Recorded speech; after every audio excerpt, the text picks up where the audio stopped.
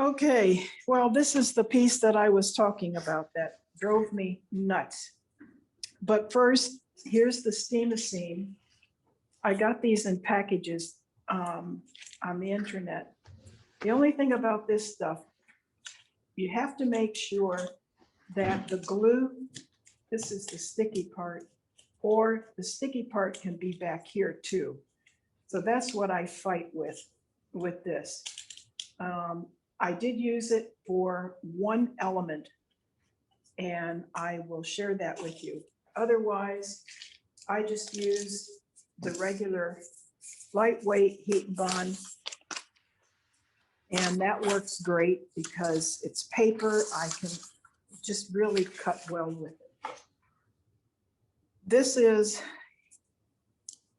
the steam-a-seam on this, and it does stick.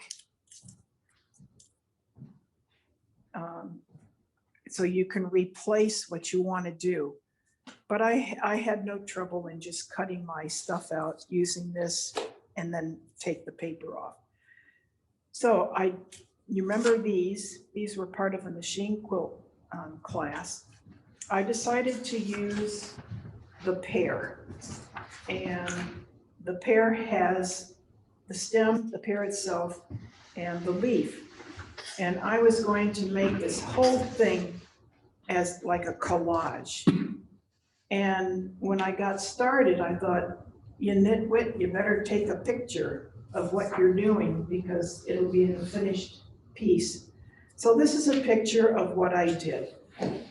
I drew the pattern, traced it with my light box onto a foundation piece, which is nothing but muslin. And I had a whole bunch of these different fabrics cut from a whole piece like this. So I just sectioned it off so I could get the different colors and then put them on the fusible heat bond. And then I started to cut out just at random using the serrated Karen K. Buckley's scissors, which really are great. And without looking, I just, cut. And then as I cut, I would say, oh, okay, let's see. Well, I think I'll put that here. And then I would take the paper off and just put it down, but making sure that I overlapped. It took, I don't know how many days. Would I do this again? Are you out of your mind? No, I would not. And here is the finished piece. This is from the back. And you can see all the micro quilting that I did because I had to nail down all those little tiny pieces. By the time I got done with the background, I decided I'm not doing the pear the same way, nor the leaf or the stem. And which I didn't. And you can see I did satin stitch all around the leaf, the stem, the pear itself. And I also bound the quilt with a satin stitching. I know, sounds crazy, but this is what the finished piece looks like. Oh yeah, that looks real lovely. Well, when I was ready, I realized I had spots that hadn't been done. So this is the fabric that I bonded with the heat and bond and then cut out like the little piece that I showed you. And you can see where these are. They're all diamond shaped. So you can see where I had to fill in, even around the edges. And then the pear, that was done with the steam-a-seam. And again, I just took my sheet. I went to my light box. And I don't know if you can see that, but I traced all around all of those patterns. Cut it out with about 1/8 of an inch away from the pattern, and then stuck it to my fabric and then really did cut right along the edge. And you can see that I used the satin stitch, like I said, with a variegated thread, which I used to quilt the inside. And it was this yellow here. This is from Superior Threads. And I did the leaf again with variegated thread and using this. And for the background, I use this variegated thread. And you could see the stitches in the back, but because it was variegated, it all sort of pulled all these fabrics together, I thought. Another way of doing this type of quilting, if you don't want to do micro quilting to hold down all those little pieces, take a piece of netting. This doesn't fit over the whole thing, but yours would if you do that. And you can cover that piece with the netting. And you can see it does not distort. If you used white, maybe so. This is a gray tool. And that way I wouldn't have had to micro quilt. I could have quilted in different ways. And this netting would hold all of those pieces down if some of them tended to want to get up and walk. So that's one way of doing this. So I hope this gives you an idea. This is in the paper that I made up for all of you. So not to worry, you won't forget it. All right, let me lay that aside. I decided to make a vase of flowers. And I will show you the picture and then I'll show you the real thing. Here's a picture of the vase of flowers. So all of these flowers were cut from a piece of fabric that's printed on the flowers were printed on black fabric, very stunning. And this is fairy frost fabric, which some of it is still on the market, but bit by bit it's going away. And then I had to get a background fabric. And I wanted a background fabric to pull all of this together. So first thing I did was to make my vase.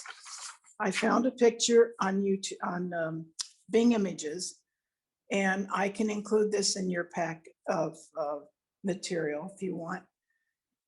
And I just laid that in a light box and I used Steam-A-Seam. I did one in this fabric because we see vases that are painted with different images.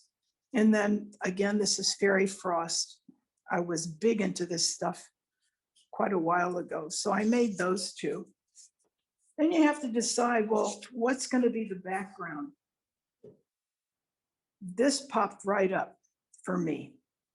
And when I laid the yellow against the purple, wow. Then I tried it on variegated fabrics. What would happen if I did something like that? That wouldn't look bad at all. This, nah, kind of blends in a little too much. So all gray is real big, and I tried it on gray, and gray to me is gray. It doesn't do anything for me. So as far as Marie is concerned, that'd be good for the backing of a quilt. What about the vase fabrics? Well, you can see where I got that from. And a vase fabric made out of this. Just wait till you see that. And of course, I used the yellow, which you've seen. This would make a pretty good vase fabric too, because it's got a design on it. Now, I pulled this out for a reason, which I'll show you later, but I thought, ooh, what would happen if I used this background fabric for this particular vase? All this gold seems to pop out with this behind. And then you can use watercolor pencils, if you want to shade something, do something in the bottom, whatever. So that's just a few ideas of the elements. And what about your floral fabric? I didn't know I had so much floral fabric. This is something that I had, which I didn't know, but some of these elements just cut out like that. And these are the scissors that I use for the small things. But just to take this little flower right here, and what I mean about keeping your scissors positioned in one spot, just cut around those petals, cut away that black. And you can see that it goes pretty fast. And you know, we have so much time on our hands now with the COVID. What the heck, you could do a whole florist shop if you wanted. This would make nice gifts. So you can see, I won't finish up, but that's what I do. And then when I'm done and I'm ready to arrange the flowers, before I do that, I will just take a pin or the scissors, score the back, and then remove the paper. And you can see how shiny that is. And then just lay it down where I want. So that's some of the fabrics. This is a gorgeous piece of fabric. I do not know where I got it from. Maybe from Wanda when she had her shop. But look at all the different elements. And you can take just maybe one of these little flower motifs, or just take part of the whole thing to start your floral arrangement or whatever you're going to be doing. And I did use this fabric. This is another fabric, and I did use, excuse me, I did use the roses, some of the leaves, and some of these little, whatever, I forget the name of that plant. And so that worked real well. Those are the three fabrics that I used to make my floral arrangements. Just these three. And I used this because I wanted something to pop in the background. These I have not used. These look like some of the paintings. And this is just a different type of flower that I felt would not blend with some of these. Just didn't look right. So moving on. I work on a foam board, and I covered it with flannel so that I can carry this or move it around whenever I want. And before I start this, when you're going to say, well, how do you get all of this stuck to a flannel board? And how are you going to get it to the ironing board to iron all of the pieces down? Well, I have this cutting board. And what I will do is I will slip that underneath and then slide this up and then pick it up and bring it to the ironing board. And it works just fine. I was taught this trick in some class I took many years ago. So let's see. I'm going to lay down and let me remove.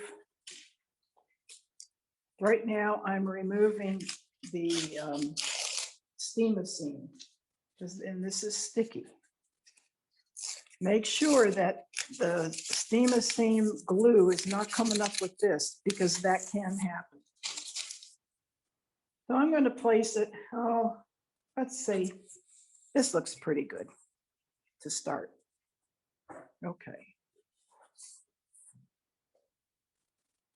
And in here are all my little cutout treasures. So for this piece, I think I'm going to use some of my big flowers. Here's an iris. I don't know what this is, I guess a rose. Another rose. And here is a clump. So I want to hide the top part of my vase. I think I can lay it kind of like that. And let me get my pin. By the way, if you get bored through this, go ahead and take a nap. It's okay. I won't be offended. Jim's keeping an eye out on all of you, though. Right, Jim? Okay. So I am not going to iron this on until I'm happy with the whole arrangement. Let's see where I can stick this. Maybe. Don't forget, a little overlapping.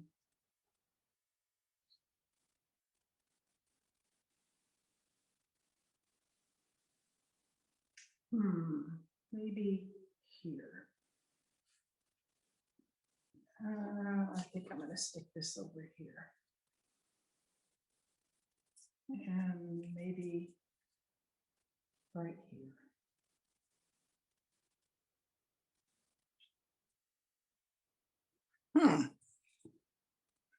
Not bad.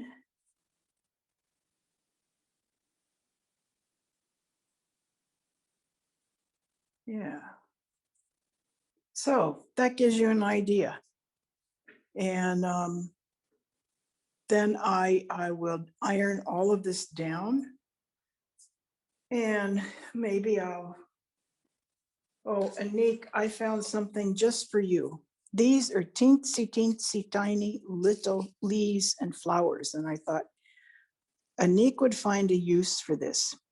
So when you come back, I'll have these waiting for you. I tried some of these elements and nah, this is a little bit too gray. That needs a happier background, something bright to really pull those flowers out. Here's something else. Don't waste any of this. This was right on the edge, but I just kind of ruffled it so that maybe could come out here. Anyway, so you get the idea. Well, what would happen if I had a little, I'm going to remove this, don't worry.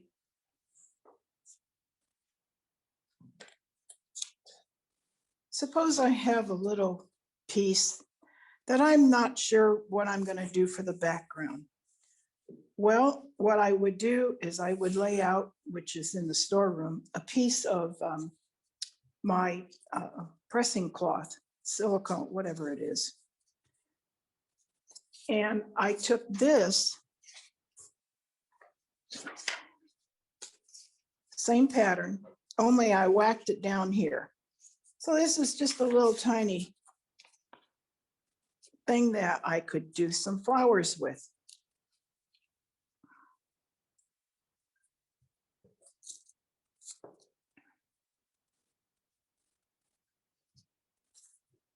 And just, you know, a little arrangement for the neighbor next door who maybe isn't feeling real good.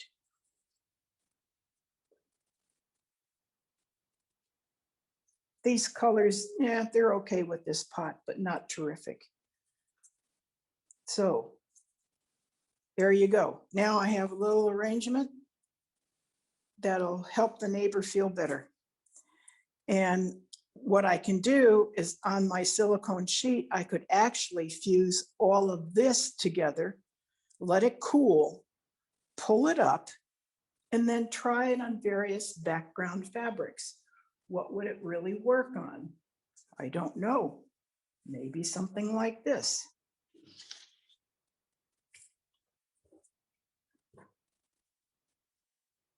There you go.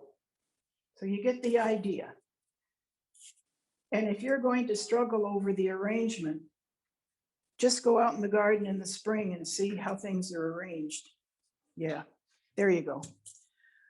Does that help? I hope. And let me show you almost finished product. This I will be nailing down this afternoon. And I will talk about how to quilt around this stuff. Okay, this is my final arrangement for this particular piece. And if you remember the Angelina fibers, I cut some out the last time, and I did use this at the base, just so it just makes a little interest. And then this flower fell out of here. So it's just fallen down, and I'm going to leave that there. And like I said, this is ready to be fused. What about quilting? What am I going to do? Well, for this, I'm not going to find threads to match every single color. Forget that. I'm going to use the Superior Threads mono poly thread, which we used to call nylon thread. And it's like working with hair. I know you can't see that very well. Yeah, I guess you can against the purple.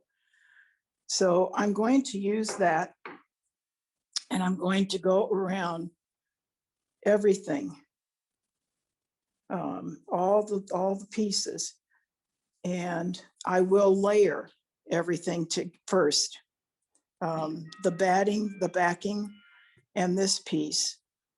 And then I will use this, and this will be, I will be both quilting and nailing down all of these pieces of fabric. I may want to go back over and do a satin stitch variegated thread on that. I'll see how I feel when I get there. And as far as quilting the background, I don't know what I'm going to do yet. I might echo around. I might meander, whatever comes to mind. So I hope that helps a little bit. And this is the paper that I'll be sending out along with the video this afternoon. And it talks about stitching and quilting and using all small pieces. So from this to this, a no-brainer. This is the way I'm going to go. Okay, well, thanks for being patient. Y'all were good. Okay, Jim.